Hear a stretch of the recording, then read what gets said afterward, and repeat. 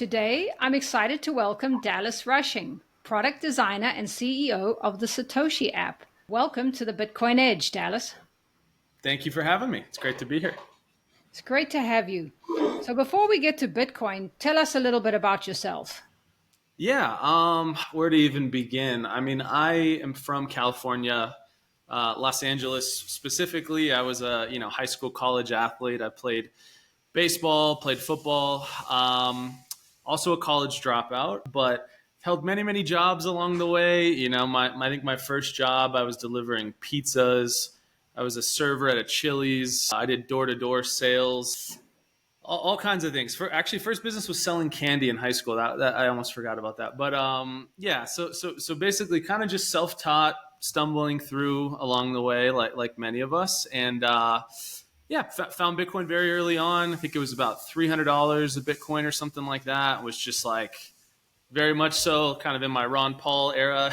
It was like, okay, Bitcoin's awesome, and kind of just jumped in with both feet, and found some cool projects in the space and helped other people design and bring really interesting products to market. And here we are. Wow, so you're an early adopter. Did you get Bitcoin right away and you didn't make any mistakes that the rest of us make? Oh, I certainly made mistakes. I also feel like well, I don't want to say I also got Bitcoin right away, but I knew Bitcoin was and is extremely important.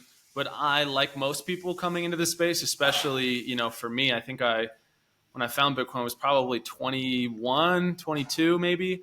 So I didn't have a ton of money, right? And like most people, I was trying to solve that problem of being poor, and so risk was something I was certainly okay with.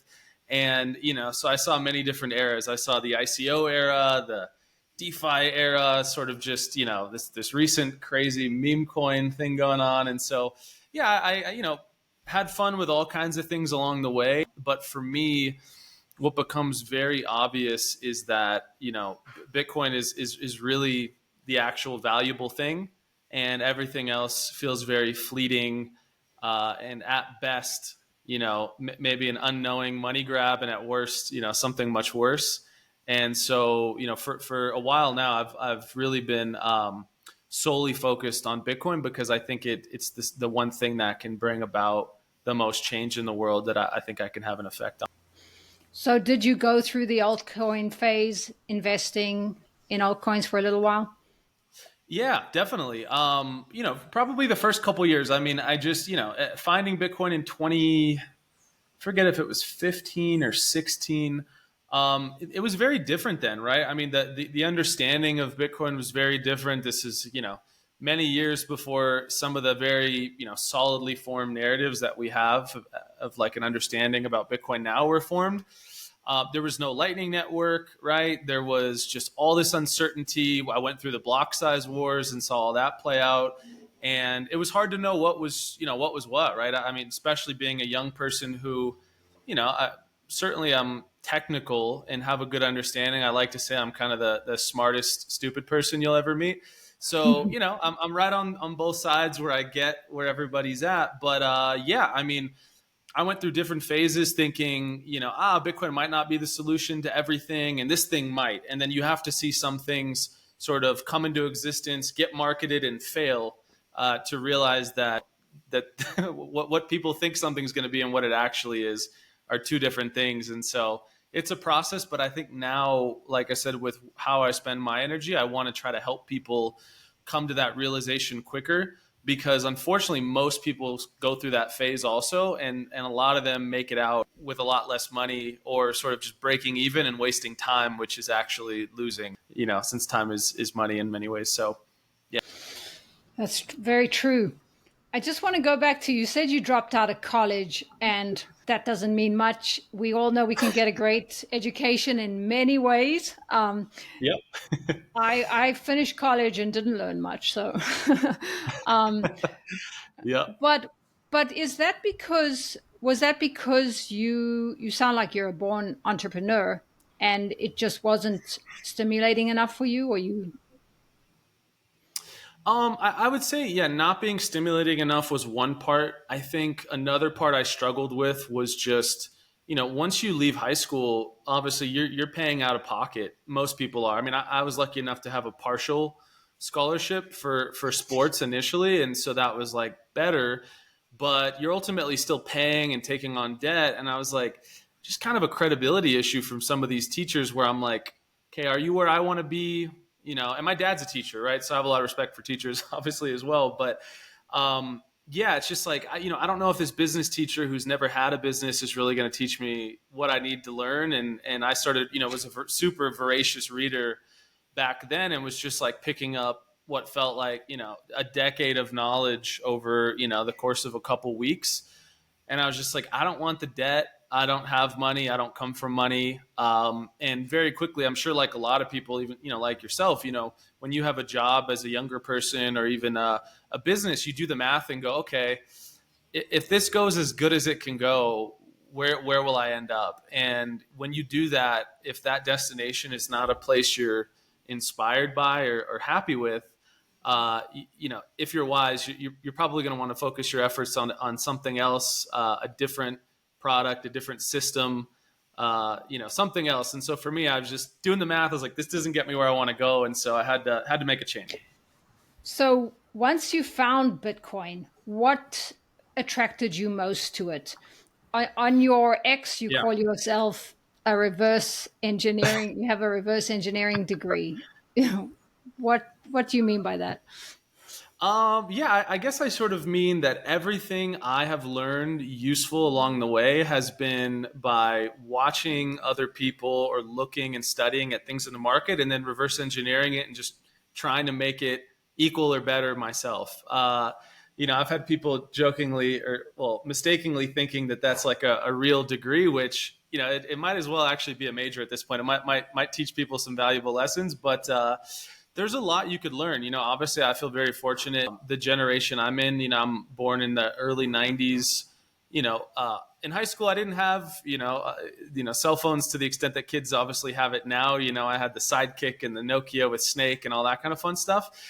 But shortly after high school, right? I mean, with YouTube, right, you could learn everything. And so anything I needed to learn, I mean, I also have in my bio, you mentioned product design. And so, I just learned that out of necessity because I couldn't afford to pay a designer to build out some of the initial apps that I had in mind.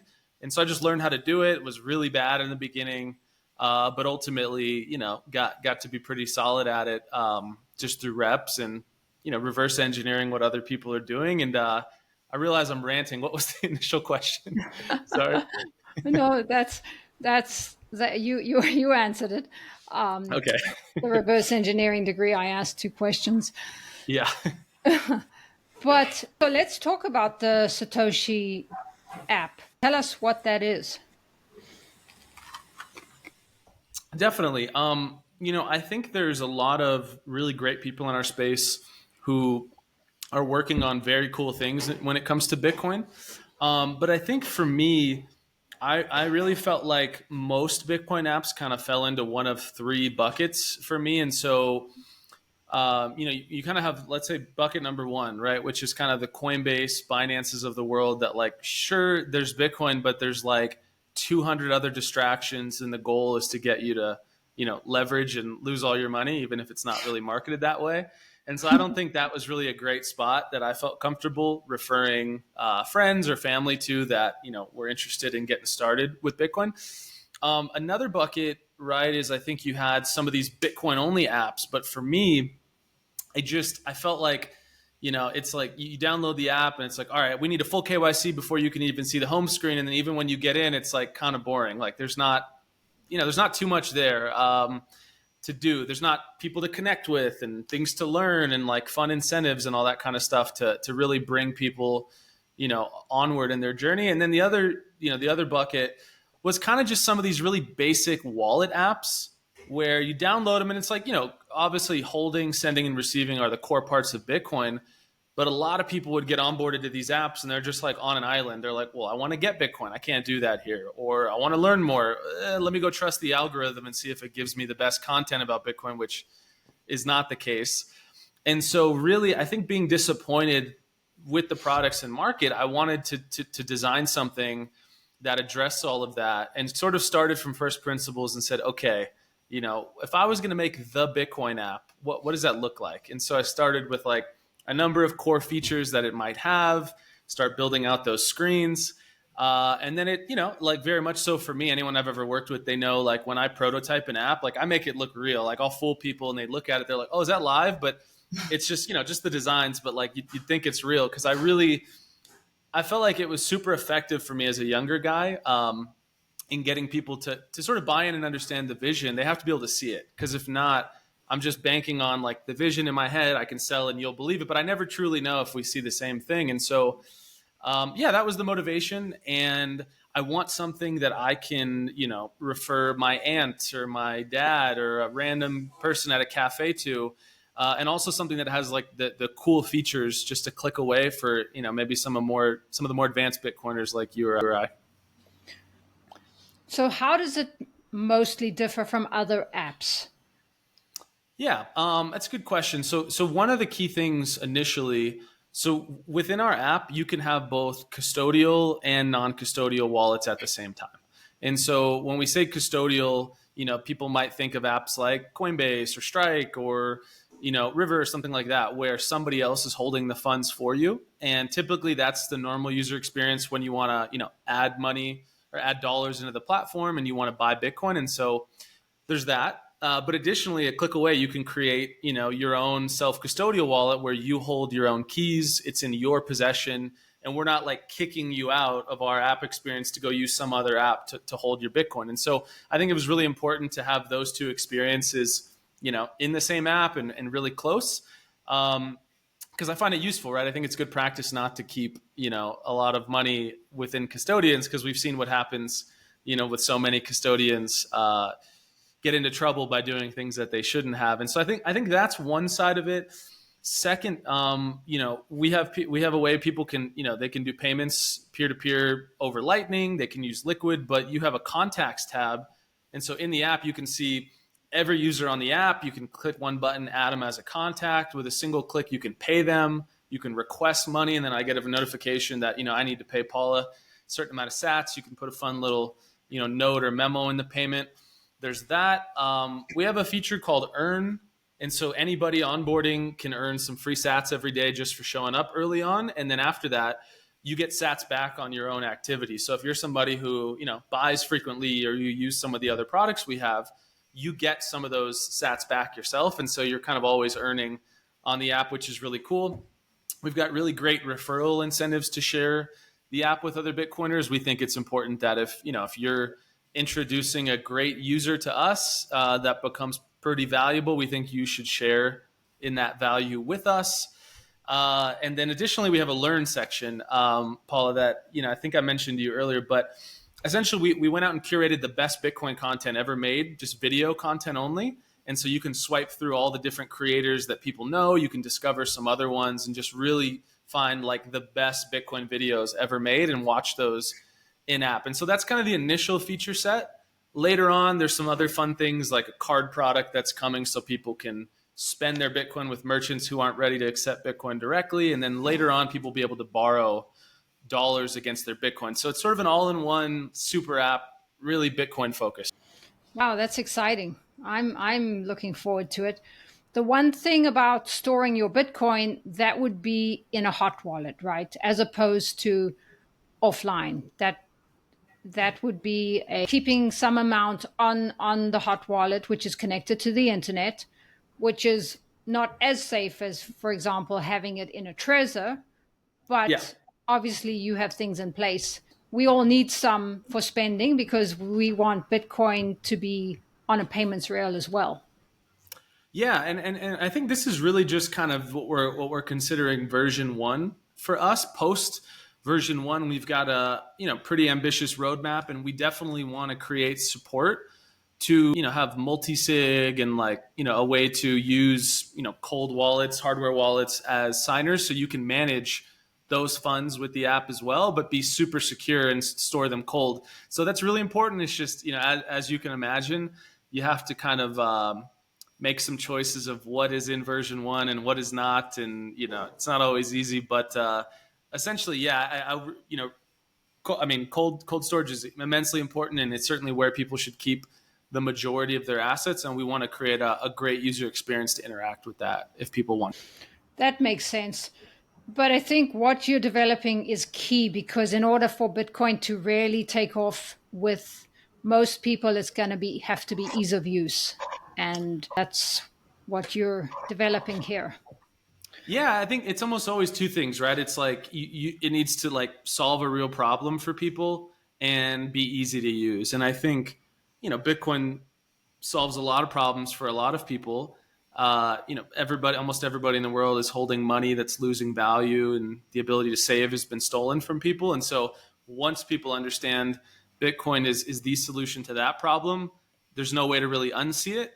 But again, like how much somebody embraces Bitcoin and the level of comfort that they have is really going to be, I think 1-to-1 correlated with how much they understand it and how easy it is that they can interact with it. And if you're using a tool or an app that doesn't make it easy to interact with it, or you feel timid because you might make mistakes or whatever it is, people are just, I think by nature, going to be less likely to embrace it or sort of jump all the way in, which is ultimately where we need to get everybody to get to the other side.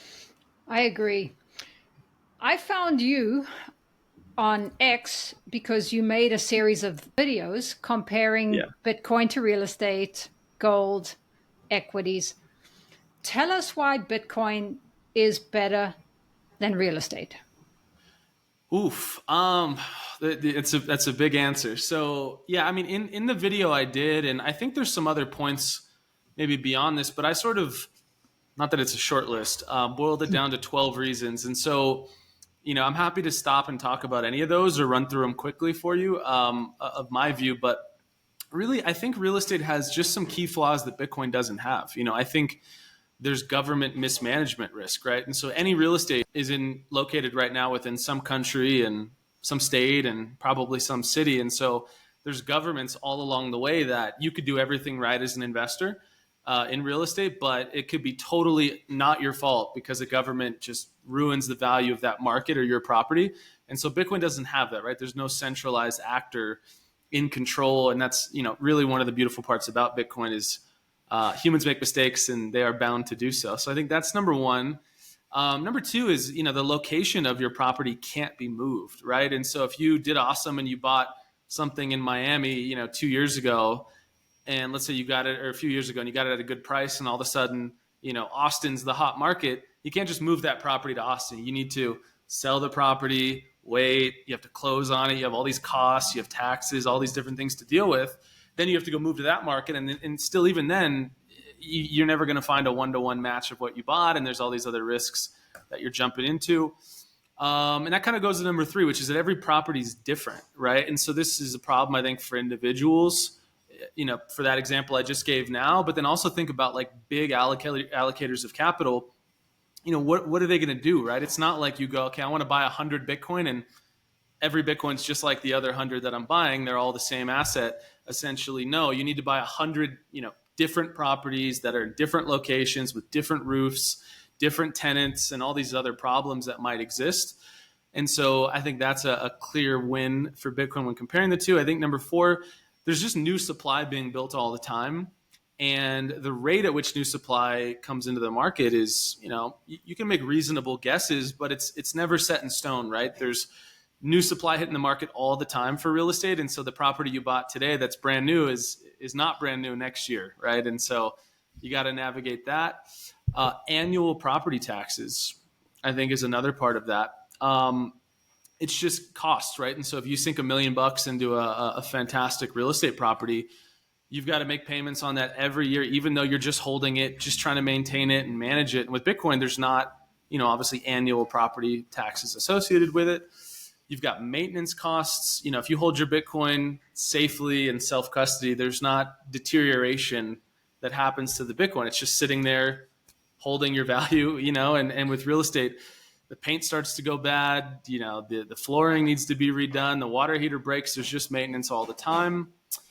I think there's also traditionally really been higher entry costs, right? I mean, somebody can buy as little as, $1 or even less of Bitcoin. And sure, you own a fraction of a Bitcoin, but you own that asset nonetheless. And with real estate, sure, there's some things that have popped up where you can like put smaller investments and kind of be a co-owner, but there's just all this other risk that comes along with that. And so normally you have to have 3 to 5 to 10% down in the US, right, or even more, plus credit, plus income, and all these other things to try to get the loan. And so the entry costs are challenging. Weather damage is a big one. It kind of falls in line with maintenance costs that we mentioned before. Real estate's also highly leveraged, right? And so most people, I think, don't think about it this way. But if you get a standard home loan and you put 3% down, you're actually buying that house on 33x leverage, right? You have to get all that other all the other funds given to you, and they do credit checks, all these different things. But the market is really pumped up on that, right? And obviously, with banks not having reserve requirements in the U.S., it's kind of scary, wondering like, okay, is this $600,000 house in California I'm buying really worth this? Like, there's obviously a big disconnect between this home's like utility value and what I'm paying for it, and price discoveries become out of whack because of that. Tenant damage, again, that kind of falls into maintenance costs. Number 11, not really liquid, right? I mean, obviously, if you buy a fantastic real estate property, you can find a buyer, but that takes time to list it and close and deal with escrow and all these other things. In Bitcoin, you just, you send it to an exchange, click a button, and you could have funds back in your account same day, depending on what platform you're using. And so Bitcoin is highly liquid and 24/7 for everyone all around the world. And the last part really is just the divisibility. We mentioned earlier, again, there's things and programs where you could buy, what would be a fraction of real estate, but the divisibility of Bitcoin, just to me, it just means access, and in any quantity, whether you want to come into Bitcoin with $1 billion or $10, like you can buy the share that corresponds to that, and you own the same asset. So it's really beautiful in a lot of different ways. And I think real estate, again, will always, just to kind of sum it up with my long-winded answer, real estate's always going to have value. Obviously, you're in a home right now, so am I, and we like living inside as humans. 2024, and there's also only so much beachfront property, and depending on where you live, I live in a city. I like being walkable, near great restaurants and stuff like that. And so there's always going to be some scarcity and demand for real estate, of course. But I think you and I would agree, when you look at these different asset classes, you've just had tons of money for the last, 50 plus years flood into the market in the US. And when that money comes into the market, where does it go? Well, people spend it on things. It gets into the hands of wealthy people who have too much money. And so they want to allocate it into great assets to protect that money. And so they've been allocating to equities, to real estate, to all these different things. And that's why everything, I think, is really trading at such a premium, like well beyond what it's actually worth, because the money needs to find a home. And so prices are just out of whack on everything right now. Well, that's a great list, and I'm convinced. The point is that you and I do agree, and Bitcoiners do agree with this, right? I told you before, I sold an investment property. My maintenance fees were going to over double because the law in Florida changed. So every condo in Florida has to have full reserves on their balance sheet. So everybody has to be building. And that reason and others, I decided it doesn't warrant having that high maintenance fee. And Bitcoin was a better investment. But the reason I went into Bitcoin is because I understand it, right? When I'm listening to you, everything you're saying makes perfect sense. But most people don't see what you see and what I see. So what do you think is going to bridge that gap? Because most people thought I was crazy. And I don't tell everyone, obviously, but except if you watch this channel. But it's not, they would think I'm crazy to put it in Bitcoin. But I've been studying it for over 4 years.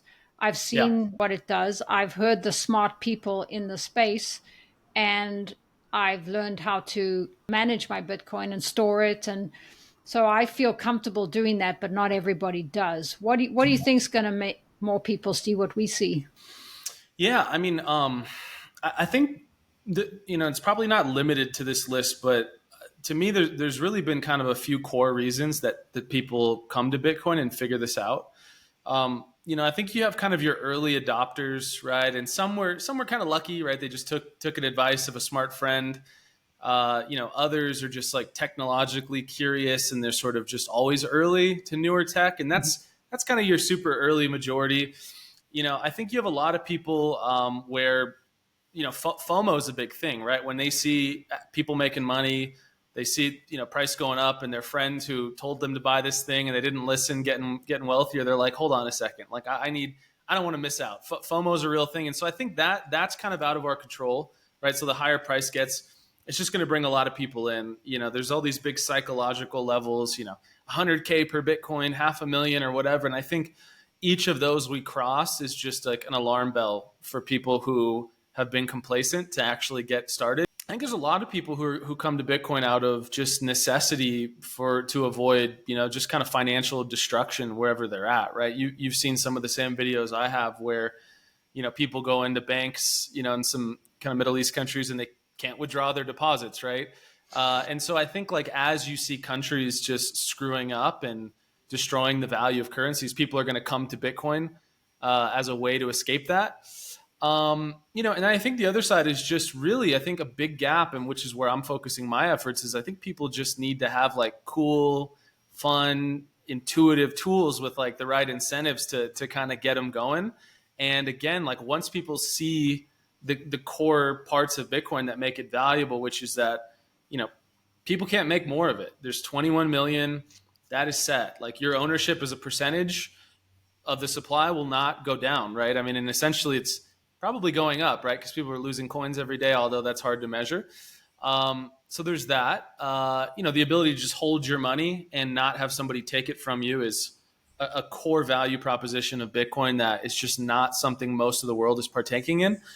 And another part is just the freedom to pay somebody for something without asking permission and without the ability to be stopped. And so when people understand those core value propositions, I think more and more people, again, they don't unsee it once they see it, but again, they come in for different reasons. Price going up, my government's screwing up, or this is interesting. And so those are kind of the core reasons for me. Yeah, those are good points. People come in for different reasons. Some people realize how much the government's printing, and they're like, something's not right here. Inflation's higher than they say. And yes, obviously other countries have reasons to escape governments or just have control of their own money. Whereas, because I'm from Zimbabwe, and Oh, wow. my Cool. mom, she was a teacher too, like yours, and she saved her whole life. And overnight in 2008, they just took 13 zeros off the currency, and that was the end of Oof. all the money. so so Wow. because she went through that, she doesn't. I explain why Bitcoin's good. She gets it, but she's a little bit old now. To They're in Zimbabwe. They're just happy to have the U.S. dollar, and that's what happens with many other countries like that. The U.S. dollar is the next best thing, right? But we there's still something better, and that's Bitcoin for all the reasons we've just said. Absolutely. Wow. I didn't know you were from Zimbabwe. That's super interesting. And, I've talked to a few people who've gone through, I spend a lot of time in Colombia. And so there's a lot of Venezuelans that I've met over the years that have come over, that have given me their horror stories of how the currency went for them. And I've spent some time in Argentina and seen that play out. And it's, there's just people who, and I'm sure you're familiar with this, right? It's like they've lost their life fortune sometimes, multiple times over, and all for some of the reasons we were touching on about real estate. It's not even their fault. They're doing everything right. They're good citizens. They're making money. They are, putting that money into the right things that they think at the time. And then the value is just destroyed for them. And that is something we have to try to just take out of the hands of people who are bound to do it again, because humans are going to human, and history repeats itself. And anytime, it's like if you're trying to lose weight, right, and you got a bunch of Oreo cookies in your house, it's like, don't do that, because they're going to get eaten. So let's just remove the bad things altogether, and we can get on with our. Exactly. Don't have that stuff in the house. And Oreos are delicious, so it's a real Yes, problem. exactly. So you mentioned that your goal now is to help people. Is that because you have realized in life that you also want a bigger purpose? Yeah, I think, I recently just had my son. He's my first child as well. And so, really amazing process to go through. Just he's only about 3 months old or so right now. Um, Congratulations. yeah, thank you. Not, I don't want to sound annoying when I say this, but I don't know, even at kind of a younger age, look, I'm selfish in some ways too. I want success and I want to make great things, and I'd like people to know I'm an awesome guy. And so there's that element's always a part of it. But really, at a young age, I felt like I just saw a lot of things clearly that like friends and family didn't, and I enjoy helping them see things for what they are because I think you have to be able to make the right decisions. And for me, it's just Bitcoin has just absolutely changed my life for sure, and I want that change for other people. And so, you know, um, obviously, once you learn, where your kind of best skills are, I think it's sort of your obligation and responsibility to, spend your time working on the things you're great at, because that's how you're going to be super productive and improve the world. And again, having a son, I think really um, makes you and forces you to think, long term about the world, because people who are your family and related to you are going to be in it, and you want it to be a great place. And so I want to build great things, and I'd love to build something immensely valuable that could be then used to help my friends and family, but also I want to build something that's valuable for other people, and I think that's the best way to do it.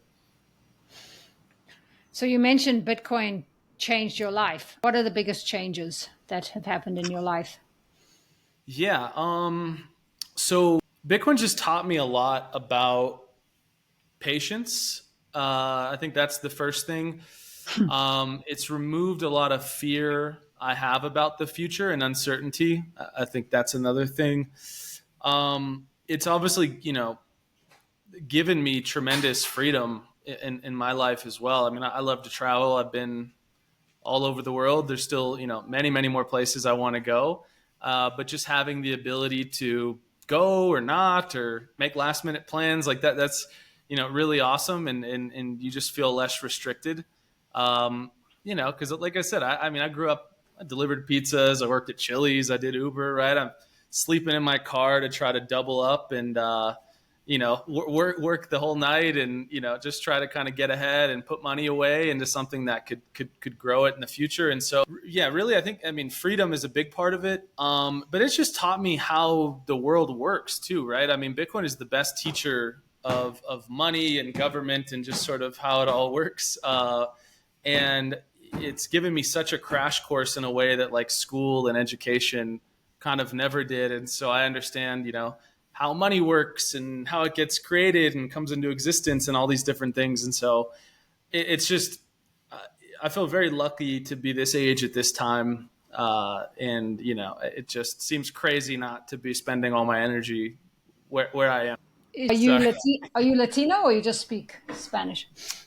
No, I've just learned trial by fire. So I came to Colombia probably 7 or 8 years ago and knew nothing. Like I took 2 years of Spanish in high school and could like count to 100, and that was pretty much it. And just had to learn by like wanting to be able to talk to people and order at restaurants and that kind of thing. And then obviously my son is half Colombian now as well, and my girl's from here, and so uh, just kind of learning as I go. That's awesome. I'm in Miami, so 70% are Spanish, so I'm used to Spanish. Oh yeah. Yeah. So, do you think we will live on a Bitcoin standard one day? I want to answer this the right way. I think the way a lot of people think about that is that, in a ubiquitous way, everywhere you go all over the world, things are quoted in Satoshis or sats, and that's just how all business and all money is sort of accounted for and conducted. And I think, for us to get to that world where everyone's doing that everywhere, I think that's obviously really far out. Now, the really optimistic side of it is I think that some countries you can already live on a total Bitcoin standard right now. You can go places and things are quoted in sats. You can pay on Lightning, and it's awesome. And I think the other side is like way before we get to kind of the far out vision that I mentioned. You can just choose to do that, right, with some of the tools in market. And so, like with the card product we want to bring to market and others, right? You might be someone who goes, all right, I hold 100% of my money in Bitcoin. When I go to a store, whatever, they may quote me in dollars or pesos or whatever. I'm paying in Bitcoin. Whatever they receive, I don't care. And so, for Americans right now, you travel to Colombia, let's say, and most people just keep dollars in their bank account. They swipe their card, a conversion happens, the merchant gets what they want on the other side, and they're not living on a peso standard, right? They're still living on a dollar standard because that's where you keep your money and how you think about your money. And so, in many ways, we're close to already being there if you want to be, I think, in a positive. That's true. And one of my biggest influences is Jeff Booth, and he Yep. says we are there now. So just move more of your time over to that, pay more in Bitcoin, and I like that. I'm always trying to do that. That's why I'm excited about your app. Yeah. And who are some of your biggest influences? Ooh. Um, that's a great question. Like more broadly, or people within Bitcoin, or what? Within Bitcoin? Yeah. Gosh, in no particular order. You mentioned Jeff. I mean, he's great. I mean, I think his book on oh gosh, I'm blanking on the name now that I just said it. The The Price of price of Tomorrow. tomorrow. Yeah. Yeah, such a great concept. I think people like Saylor really really awesome. Adam Back is obviously a legend from the very early days, even all the way back right at the Andreas Antonopoulos days were super cool, and a lot of the content he put out and helping shape like the very early understandings of Bitcoin. I feel like I've learned a lot from, Dorsey and Mallers and, Greg Foss is really awesome. I mean, the list sort of just goes on, right? I mean, in our app, like we feature, like I mentioned, sort of all of the kind of greatest creators, and the initial list of this content was really just like my own personal list of stuff that I thought was really helpful, and that was kind of the starting point. Safedin's got great stuff. Lynn Alden has great stuff. I mean, if people have ever seen Ross Stevens talk about Bitcoin, from Ross Stevens from NYDIG, I mean he's awesome. Nick Szabo is incredible, and so the list just goes on. There's so many cool people in the space, and each of them kind of have, I think, great aspects of Bitcoin that you could learn a lot from, that they talk about. They really are. There's so many great people in this space. I mentioned your videos, and you compare Bitcoin to many different assets, and Mm-hmm. we won't go into them all. But what I Yeah. wanted to ask you about is how much of your net worth, on a percentage basis, are you in Bitcoin? Do you invest in other real estate besides your home? Do you invest in other investments, or are you Uh, mostly in Bitcoin? yeah, that's always a fun question. It's one I like asking people as well too, because somebody very early on said, "Don't tell me what you think, show me what you hold," and I think that always says a lot, much more than people's words. Yeah, I mean, I have been basically, I mean, entire net worth allocated to Bitcoin for some time now. As you mentioned, you and I both have a background and some experience in real estate, and I think real estate's really awesome. But for me, I guess the calculation in my mind, I'm like, look, I'm young. I work. I can always create an income for myself if I need money. But I just think Bitcoin is really just such an incredible opportunity, and we're just at kind of like the first couple innings of what's about to happen. And so for me, like I just can't think of something with a better risk reward return in terms of like actual purchasing power. And if I make a little income that I pay myself, I could borrow against Bitcoin if I needed that ever. And so I'm essentially totally allocated to Bitcoin. I like to spend on credit cards here and there if I need to for stuff. And I don't even own, my place right now. I'm renting because I just like that flexibility. But there's some places I'm eyeballing that I might, pull the trigger on and buy. But I just, to me, I can't make it. It doesn't make sense to me to be allocated to anything else right now. To be honest with you. I love that, and I hear you. Tell us about how you orange pilled your parents and their recent Bitcoin purchase. Yeah. So my parents are really, really special people. They've just always sort of put myself and my brother first, and just, despite them, having hard times throughout the years economically. I mean, they just had never really, tried to like never let that be something we dealt with. And so my dad has been on board and had Bitcoin for many, many years now. Like once I kind of got it, I explained kind of the simple aspects of it to him, and he's like, oh, okay, I want to get some Bitcoin. My mom, she's never been against it, but my mom doesn't do anything that she doesn't understand. And so I felt like that was a really interesting journey trying to get her to understand it, because I think a lot of people will be able to sort of like close that gap and be comfortable with Bitcoin if they understood some of the same kind of basic principles that I helped her understand. And so the scarcity part was one of the things, for everybody. They all, feel inflation and understand that. And they obviously, prices going up on Bitcoin, that's, kind of the easiest seller of anybody, that it's something you should be paying attention to. But really, it was just, like I got my mom on our app and was like, all right, this is your account or your wallet.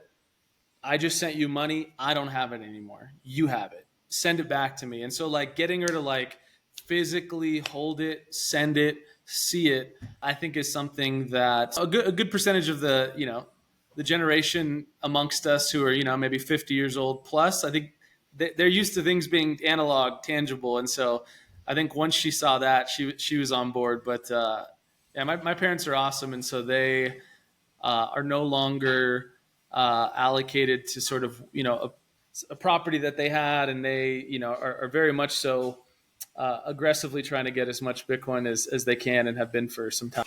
That's wonderful, really wonderful. And also, are any of your friends into Bitcoin like you are? Oh yeah, or else if they're not my friend. No, I'm kidding. But Yeah. obviously, you know how it goes. Like over the years, a lot of a lot of your new friends become people you meet through Bitcoin, and I know a lot of really awesome people just from like Twitter and YouTube over the years. But yeah, I mean, I would say probably 80-90% of my friends have some Bitcoin. They're not, as allocated as, I am. There's a few that don't, right? That kind of just like to live for today and make excuses as to why they don't have any. But we got a long-term view on them, and we'll help them whenever they're ready to do so. But yeah, I'll spend any time to help friends figure it out who want that. But some people just need to like feel the pain or have the idea themselves, so they're just not going to take action. And I wish it wasn't that way, but I think that's the way it is, unfortunately. Yeah, that's true. So, what does freedom mean to you? Freedom means the ability to choose to do or not do what you think is the right thing for yourself and your family. And that comes in many shapes and forms. But it's about choice and optionality, and yeah, you being the decider of that for yourself, and not being forced to accept or do something based on somebody else's direction when you don't agree with it and it doesn't make sense. Your definition is very close to mine. The ability to do what I want when I want is very important to me. In other words, not doing a job I don't want to do. This makes no sense as you get older. And I Yeah. love I love that you brought up patience earlier. I just want to say, because I'm not a real patient person, but owning Bitcoin, boy, Yeah. even if you just look at the last 6 months, you got to be patient. And I know that one Bitcoin equals one Bitcoin, and that when Bitcoin goes up, it just means they're printing more money. But we're human, yeah. But I try not to focus too much on price. So Yeah, no, and I get that, and I do. try not to be a fence sitter on all things, but I definitely certainly try to see both sides as well. And you know, one Bitcoin does equal one Bitcoin, but price matters, right? It does. Like if the price of Bitcoin tomorrow was $300 per Bitcoin, that would matter. You would feel some way about that. Your actions might change, whether you're going to get really scared or really excited to buy more, right? If Bitcoin was, $3 million tomorrow, you'd have a different response. And so it certainly does matter right now, I think. But the idea, I think, for me is that at some point it won't matter. And the same way, like, what is the price of Bitcoin in Argentinian pesos? Like, I don't really know. Doesn't matter in my day to day. And I think ultimately that's where Bitcoin gets to when quoting it in the price of these other fiat units. But globally, and especially for us living in America, the dollar is it's the denominator still, and that's okay. But price matters for now, and someday it won't. I hope. Great answer. So, besides Bitcoin, what are you passionate about? Ooh, that's a good question. Obviously having my family with my girl, my son, that's obviously a very big part of every day for me. So certainly very passionate about them, and us having a good time. Um, I think health and fitness is super important. It's not something I certainly always get right, but keep trying to improve on every day. I have some, like, little passions, little interests with stuff, right? I like, guilty pleasure keeping up with, like, politics and what's happening sort of globally and in the US. I like making, some music as well. I've done that since high school and having some fun with that. And so, kind of all of the above, but it sort of just depends on where I'm at. Not somewhat of a renaissance man in many ways. I have a lot of different interests and try to pursue those, but I kind of have always, like, my core, one or two that keep me grounded, and everything else I'll have some fun with till I get bored. Well, thank you so much for joining us today. Tell us where people can find you. Yeah. So I'm probably most active on X and YouTube. On X, my name is, you can just search Dallas Rushing, or Dallas I Rushing is my actual handle on X. Love to do spaces and have fun combos in real time with people there. On my YouTube channel, I have had a channel for a while. Kind of got inactive on putting videos out, but now I am aggressively putting stuff out and will continue to do so going forward. And so on YouTube, you can just search Dallas Rushing and you'll find my stuff there. But yeah, anyone interested, you can reach out. Always happy to talk and answer any questions, or really chat about anything if it's interesting. So my DMs are open. Thanks so much, Dallas. I'll post links to your channel below. Thank you so much, Paul. It was really nice to meet you, and happy you reached out. This has been super fun. Thank you.